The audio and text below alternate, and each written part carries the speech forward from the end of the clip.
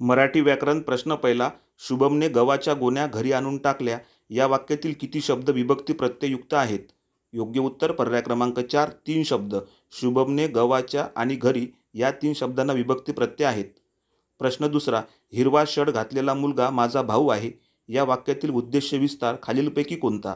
योग्य उत्तर पर्याय क्रमांक 2, हिरवा शर्ट घातलेला मुलगा हे वाक्यातील उद्देश्य आहे.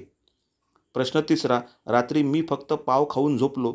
या वाक्यातील पाव हे खालीलपैकी काय आहे? योग्य उत्तर पर्याय क्रमांक 3, नाम. पाव हे एका पदार्थाचे नाव आहे.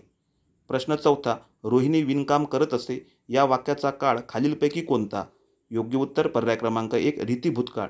या वाक्यात विणकाम करण्याची भूतकाळातील सवय दिसते. प्रश्न पाचवा. भंग या शब्दाचा विरुद्धार्थी शब्द खालीलपैकी कोणता? योग्य उत्तर पर्याय क्रमांक 3, अभंग. प्रश्न आवडल्यास लाईक करा, शेअर करा, सबस्क्राईब करा. धन्यवाद.